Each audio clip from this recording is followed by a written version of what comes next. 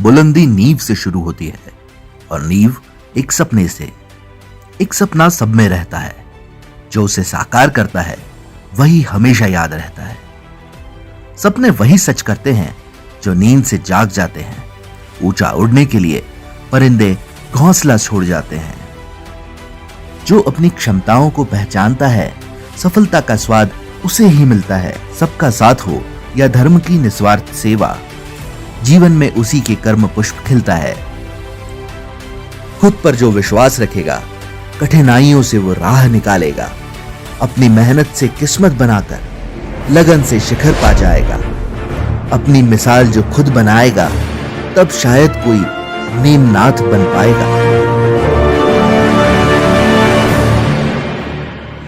पद्मश्री के गौरव से विभूषित डॉक्टर नेमनाथ जैन सफल उद्यमी, सफल उद्योगपति एवं सफल शिक्षाविद की ख्याति अर्जित कर चुके एक व्यक्तित्व मात्र नहीं, अपितु संपूर्ण पाठशाला है, जिनके बनाए पद चिन्ह दशकों तक युवा उद्यमियों को प्रेरणा देते रहेंगे।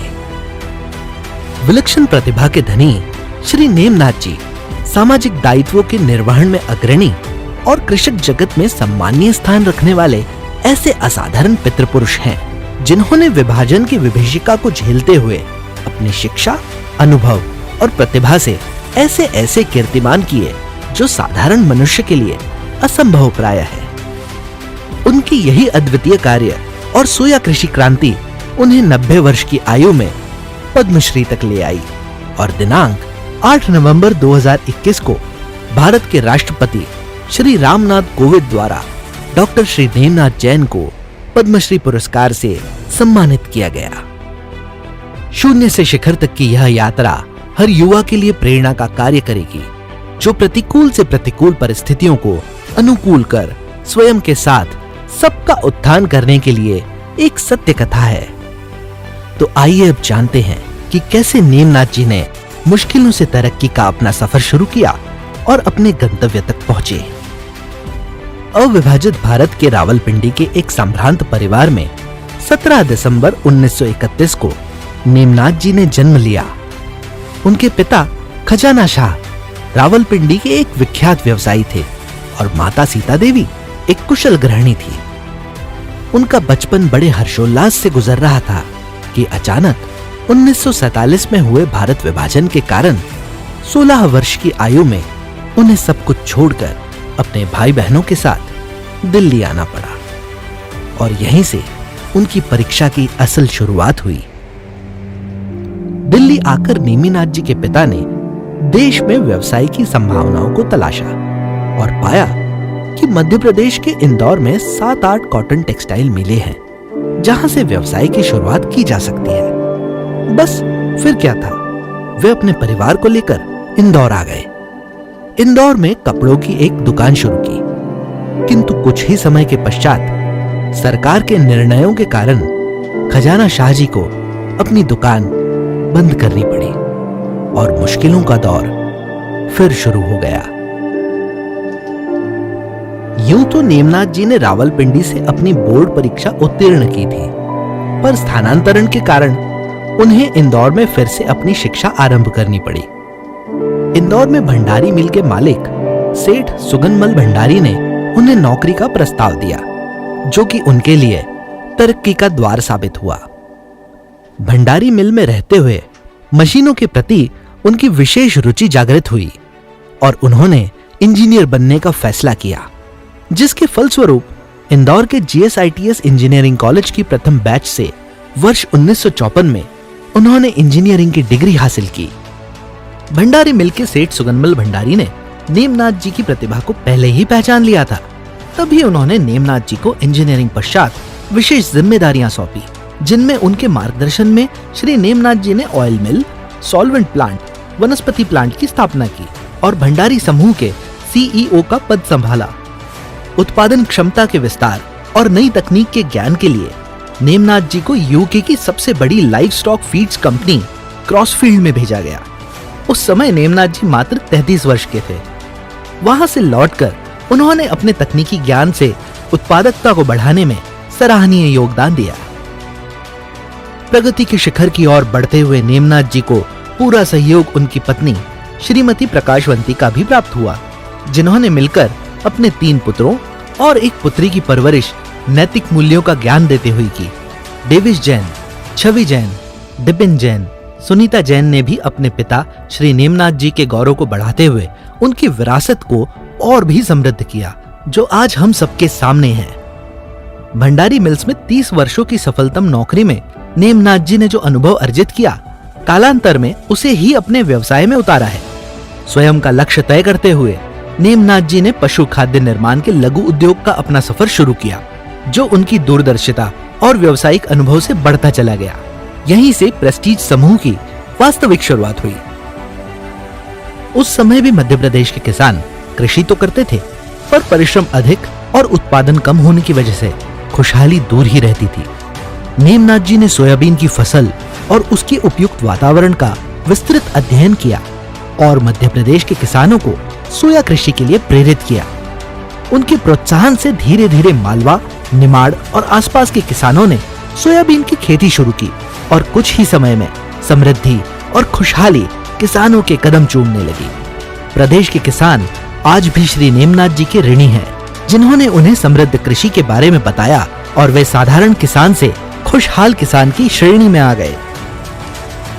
सन 1980 में प्रेस्टीज समूह ने ग्लोबल स्तर पर अपनी उपस्थिति दर्ज कराते हुए सोयाबीन के विशाल निर्यातक के रूप में अपनी पहचान बनाई। सन 1981 में मध्य प्रदेश के तत्कालीन मुख्यमंत्री श्री अर्जुन सिंह के कर कमलों द्वारा प्रेस्टीज फूड्स लिमिटेड का शुभारंभ किया गया, जिसका विस्तार करते हुए सन 1982 में कंपनी का एक और प्लांट अंबाला में स्थित किया गया। सन 1984-85 में प्रेस्टीज ग्रुप प्राइवेट लिमिटेड ने एक पब्लिक लिमिटेड कंपनी का स्वरूप ले लिया और वे एक के बाद एक तरक्की की सीढ़ियां चढ़ते हुए श्री नेमनाथ जैन जी के नेतृत्व तले प्रेस्टीज सोया इंडस्ट्रीज, छवि टीवी ब्रांड स्टील कंपनी की शुरुआत की गई। सन 1993 में श्री नेमनाथ जी द्वारा स्वस्ति एग्री ऑयल मिल्स की स्थापना की गई।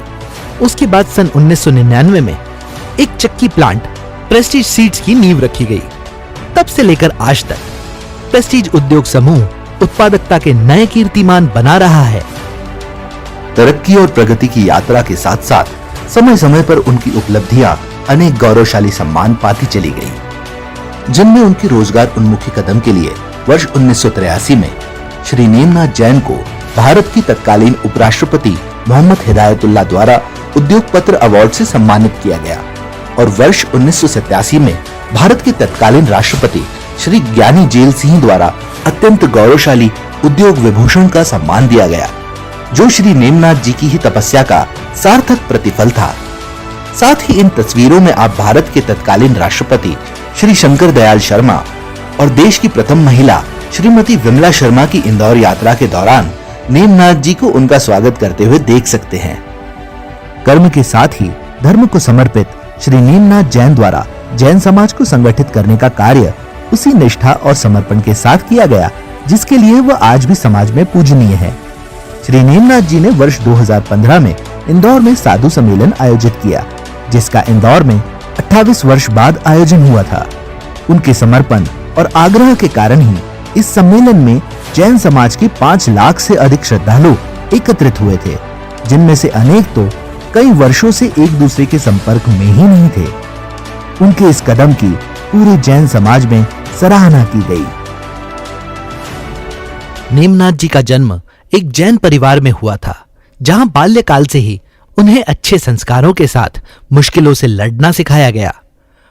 इंदौर में जैन संत प्रताप मुनि जी ने उन्हें आशीर्वाद देते हुए जीवन में कुछ कर गुजरने के लिए प्रेरित किया। आज अनेक उपलब्धियां पा लेने के बाद भी श्री नेमनाथ जी नियमित रूप से जैन मुनियों की सेवा करते हैं और जैन धर्म का कड़ाई से पालन करते हैं।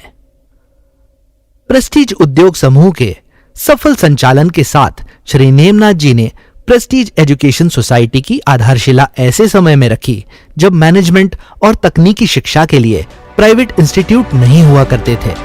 आज प्रेस्टीज एजुकेशन फाउंडेशन के 9 इंस्टीट्यूट सफलतापूर्वक संचालित हो रहे हैं और सभी उच्च शिक्षा के लिए प्रदेश में एक विशिष्ट स्थान रखते हैं। वर्तमान में उनके विजन को उनके पुत्र आगे बढ़ा रहे हैं उसी समर्पित भाव से प्रेस्टीज का प्रेस्टीज बढ़ा रहे हैं। श्री नेमनाथ जी के मार्गदर्शन और आशीर्वाद से शीघ्र ही एक स्वतंत्र विश्व स्तरीय प्रेस्टीज यूनिवर्सिटी की शुरुआत भी होने जा रही है। ये सारी उपलब्धियां उन्हें पितृतुल्य असाधारण महापुरुष की श्रेणी में ला खड़ा करती हैं।